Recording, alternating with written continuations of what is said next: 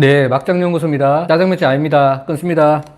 네, 여러분, 혼자 놀고 있는 김 소장입니다. 제 채널 아무도 안 오고 있습니다. 혼자 놀고 있습니다. 댓글이라도 한 번만 달아주십시오. 재미없어도 재미없다는 댓글 한 번만 달아주십시오. 늦지막히 노후를 즐기며 살려고 귀농하여 작은 전원주택에 살고 있는 사람입니다. 시골에 작은 땅이 조금 있어 은퇴 후 집을 지어 살고 있는데 복잡하고 머리 아픈 도심에서 벗어나니 이제야 살맛이 나네요. 15년 전 아내와 이혼하고 혼자 아등바등 아들과 딸 키우느라 옆길로 눈 돌릴 시간도 없었는데 이제는 아들과 딸 모두 시집 장가 보내고 홀로 작은 밭농사나 지으며 꾸미는데 시간 가는 줄도 모르겠습니다. 모아놓은 돈이 조금 있어 여기저기 부동산이며 주식이며 투자해 놓은 곳이 많아 수익금만으로도 한 몸 먹고 살 걱정이 없으니 이 또한 행복하고요. 하지만 얼마 전 연 끊고 살았던 제 동생이 다녀간 후로 마음이 참 찝찝하기도 합니다. 불쑥 나타난 내 동생의 옆에 나란히 서 있는 이혼한 전처가 있을 줄이야 꿈에나 생각했을까요? 내가 살아오며 안 겪어본 일 없다 자부했는데 이런 경우도 겪고 참 희한한 일이네요. 전 30대 중반 전처와 결혼을 했습니다. 결혼 전 저는 철강회사에 취직했는데 비록 대기업은 아니지만 제 전공을 살 수 있어 다행히 남들에 비해서는 조금 일찍 승진을 한 케이스입니다. 그 철강회사에서 인정을 받고 중간 간부 자리에 많지 않은 나이에 오르니까 여기저기 선자리가 많이 들어왔고 30대 중반 전처와 결혼을 했죠. 그 당시 전처는 한 학교에서 교사로 근무하고 있었는데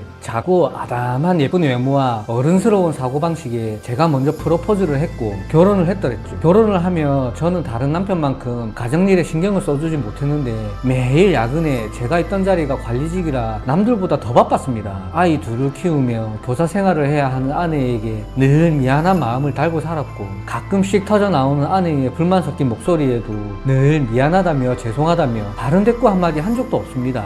그렇게 성공만을 달리다 보니 어느덧 40이었고 우리의 부부관계는 차기차기 변해 있었습니다. 당시에 외동으로 자란 형제라고는 가까운 친척 형제밖에 없었던 나는 친형제처럼 지냈던 사촌동생이 하나 있었습니다. 형님 오랜만이에요. 그동안 잘 지내셨죠? 와, 이게 얼마만이니? 너도 이제 늙었구나. 갑자기 무슨 일이야? 형님 제가 부동산 컨설팅 하잖아요. 그리고 예전부터 형님 부동산 투자에 관심도 많았고 그래서 제가 놓치기 아까운 땅들 형님을 위해 알려드리려 합니다. 아, 그래. 너무 고마워. 안 그래도 너무 바빠서 엄두도 못 냈어. 좋은 부동산 투자처가 많이 생겼다며 나를 찾아왔습니다. 어차피 이곳저곳 투자를 병행했던 나는 부동산에도 관심이 많았기에 도움도 많이 받았죠. 사촌동생은 부동산 컨설팅 전문가였습니다. 그렇게 사촌동생과의 왕래가 잦아질 때쯤 저는 매우 중요한 프로젝트를 하나 맡은 시기였기 때문에 땅을 보러 다니는 일을 전처에게 맡기곤 했습니다. 그럴 때면 제 사촌동생과 전처는 땅을 보러 지방에 다녀오곤 했습니다. 워낙에 바빴기 때문에 전처를 귀찮게 한다는 미안한 마음을 가지고 부탁을 했고 전처는 도련님 하며 제 부탁을 잘도 들어주었죠. 이렇게 승승장구만 하던 제 삶에도 위기가 찾아옵니다. 그렇지, 살면서 위기가 없을 수 없지. 제가 다니던 회사가 IMF로 부도가 났고 저는 하루아침에 직장을 잃게 되었죠. 그때 제가 가지고 있던 부동산을 제외한 나머지 투자금은 백지가 되다시피 하고 죽을까도 생각한 적이 있습니다. 제 상황이 일이 되니 그간 모아두었던 부동산을 처분해야 할 일이 생겼는데 부동산 처분 과정에서 모든 명의가 제 전처의 명의로 등기되어 있다는 사실을 알게 되었습니다. 야, 반기문, 이게 어떻게 된 거야? 왜 모든 게 와이프 명의로 등기된 거야? 이게 어떻게 된 거야? 아 형님 뭐 그런 거를 따지고 그래요. 형수나 형님이나 가족끼리 무슨 명이에요. 형님 꼰대예요. 아무리 그래도 그렇지. 내가 널 믿고 1등을 맡긴 건데 이게 말이나 돼? 아따 형님 너무하시네요. 형수님 섭섭해 하시겠어요. 제 사촌동생을 믿고 전처와 일 처리를 부탁한 것이 화근이었는데 무슨 연유에서인지 대부분의 등기를 제 전처로 해놓았더군요. 너무 깜짝 놀라 이게 무슨 일이냐며 사촌동생을 나무랐고 어서 빨리 부동산을 처분해 현금화 시켜달라는 요구를 했지만 사촌동생은 잠적해버렸습니다. 하지만 등기야 제 전처의 명의니 전처만 있어도 충분히 가능했기에 크게 신경 쓰지 않고 연을 끊었다 생각하기로 했죠. 하지만 부동산 처분 요구를 들은 전처는 오히려 제게 이혼을 요구했습니다. 그동안 희생하며 살아온 자신의 삶에 대한 보상이라며 부동산 처분을 거부하더군요. 참 어이도 없었고 이러지도 저러지도 못할 지경이었어요. 하지만 전 그 부동산을 처분하여 제가 다녔던 회사의 투자 지분에 관계된 투자자들의 원금 일부를 돌려주어야 하는 상황이었고 제 아내와의 이혼은 추호도 할 마음이 없었기에 당시에 무릎을 꿇며 빌어드렸습니다. 무릎까지 꿇었어. 여보, 제발 이혼 말만은 하지 말아줘. 지금 내가 너무 힘들어. 회사 후속 처리로 현금이 꼭 필요해. 당신 명의로 된 땅이랑 집이랑 처분해서 나에게 좀 주면 안 될까? 당신 여태까지 나랑 살면서 한 번이라도 다른 남편처럼 신경 쓴 적 있어? 나 한평생 혼자 애들 키우고 살았어. 이제 와서 무릎 꿇고 빈다고 수십 년 내 인생 보상할 수 있을 것 같아? 이 부동산은 내 그동안의 삶에 대한 보상이라 생각해. 그리고 이혼해줘. 이번 기회에 당신이랑 정리하고 싶어. 여보.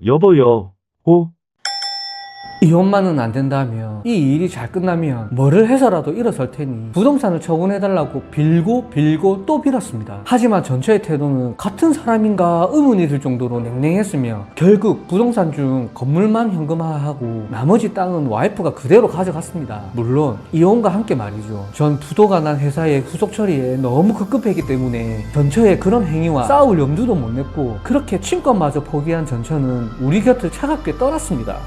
친권도 포기하고 아이 둘은 거의 할머니 집에 살다시피 했고 저는 부도난 회사의 후속 처리가 끝난과 동시에 다시 한번 제 길을 위해 안간 힘을 썼습니다. 제가 배운 게 신소재 금속 분야라 해당 분야의 신생 기업을 발품 팔아 돌아다녔지만 젊은 층의 화려한 스펙에 눌려 그마저도 어렵더군요. 작은 가게를 할 수 있는 돈만이라도 모으기 위해 낮밤으로 쉬지 않고 일용직을 뛰며 돈을 모았습니다. 그 당시 삶이 워낙 어려워서 사는 게 우선이다 보니 제 모든 걸 앗아간 전처에 대한 원망은 생각할 틈도 없었죠. 그런데 인생사 세옹지마라고 저에게도 죽어라는 법은 없더군요. 제가 다녔던 철강회사의 협력사에서 연을 이은 이사에게 전화가 한 통 왔습니다. 저희 회사가 넘어지면서 그 협력사도 넘어졌는데 거기서 마음 맞은 몇 사람이 작은 벤처 사업을 시작했는데 그 분야가 신소재 쪽이라 저와 함께 하자고 연락이 온 것입니다. 마지막 기회라 생각한 이들과 저는 정말 열심히 작은 회사를 꾸려나갔고 비상장이던 이 기업이 결국 상장되고 사업은 대박을 치게 되었습니다. 역시 사람 진짜 죽으란 법은 없더군요. 이미 한 번에 큰 실패를 경험한 사람들이 모인 회사라 프로젝트 추진에 매우 신중했고 철저한 시장조사와 취득자본의 분산에 매우 열정적이었습니다. 저는 그래도 가진 빚은 없었기에 금방 일어설 수 있는 그런 케이스이기도 했지요. 사업이 커지고 확장되며 임원이 되었고 전 제법 많은 돈을 벌 수 있었습니다. 할머니 집에서 아이들을 찾아왔고 역시 제가 관심 많아 하던 부동산 공부도 열심히 해 부동산도 사들였죠. 결국 시골에 작은 땅도 사고 집도 한 채 사고 남부럽지 않게 아이들 교육시키며 지금까지 살아왔습니다.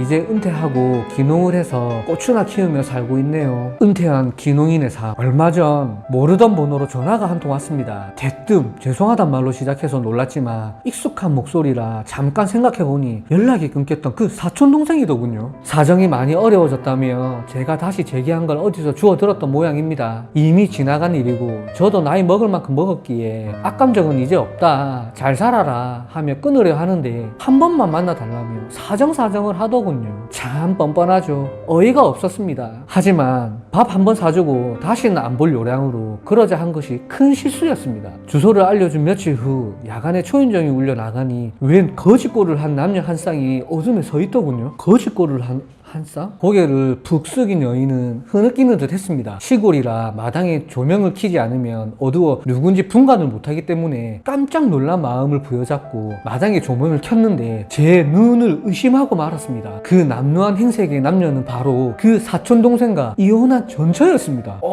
제가 힘들게 살 때 아이들은 엄마가 보고 싶다며 울고불고 찾을 때 연락도 한 통 없었고 찾으려 해도 꼭꼭 숨어 종적을 감춰버린 전처. 그 전처가 제 사촌동생 옆에 함께 서 있었죠. 전화통화에서 기획부동산을 차려 투자자들을 무리하게 끌어모으고 시공사가 내빼 모든 걸 읽고 사기 혐의까지 덮어쓰게 되었다는 주인공이 바로 두 연놈이었죠. 사촌동생과 전처는 그 야밤에 제 앞에서 무릎을 꿇고 엎드려 죄송하다고 울고 불며 바지가랑이를 잡았습니다.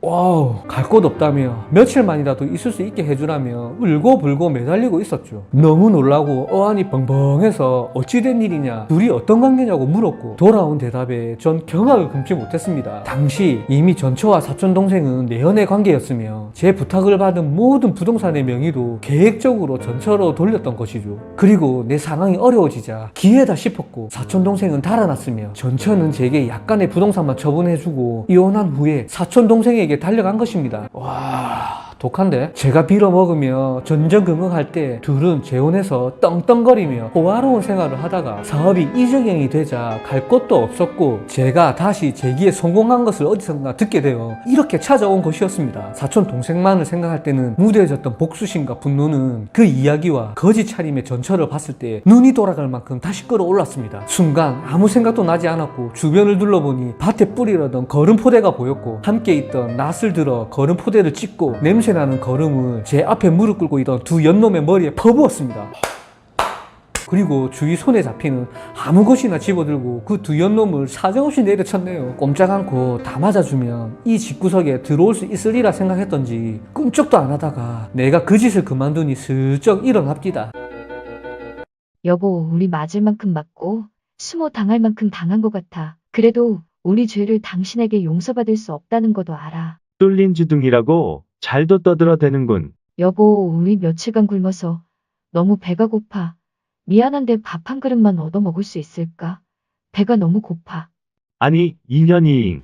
그러면서 전처는 불쌍한 눈빛으로 배가 고프다며 밥을 조금 달라 하더군요. 그 밥 달라는 소리에 저는 또 눈이 뒤집혀 닭모이를 집어들어서 전처의 얼굴에 집어 던지면서 닭모이를 갖고 이 집에서 당장 꺼지라고 고래고래 소리를 질렀습니다. 배고프면 닭모이 줄 테니 닭모이 가지고 나가서 닭모이나 처먹으라고. 짐승들만도 못한 것들이 어디서 배고프다고 하냐며. 그리고 현관문을 세게 닫고 들어온 후 마당에 조명을 모두 껐는데 한참을 그곳에 두 연놈이 서 있더군요. 그 꼬라지도 보기 싫어서 경찰에 신고해서 줄거침입으로 그 둘을 끌어냈습니다. 속이 후련합니다. 제 속사정을 잘 아는 이웃 형님은 너무 매몰차게 한 거 아니냐며 말했지만 전 오히려 10년 넘게 그건 알 수 없는 꽉 막힌 뭔가가 시원하게 쑥 하고 내려간 느낌입니다. 며칠 있으면 이제 제 생일이라 아들, 딸 내외들이 이쁜 손주들과 함께 우리 집에 놀러 오기로 했습니다. 이번 제 생일에는 여태껏 지금까지의 제 생일보다 더 푸짐하고 화려하게 잔치를 한번 해보려 합니다. 큰 식당을 벌리고 동네 사람 모두를 초대해서 거하게 먹이고 즐겁게 춤추고 노래를 해보려 합니다. 이 두 연놈에게 보란 듯이 말이죠. 참고로 그 둘은 경찰에 의해 끌려나간 후 어디로 갔는지 모르겠네요. 인생사 세옹지마라고 어떻게 될지 모르는 게 바로 우리 인생입니다.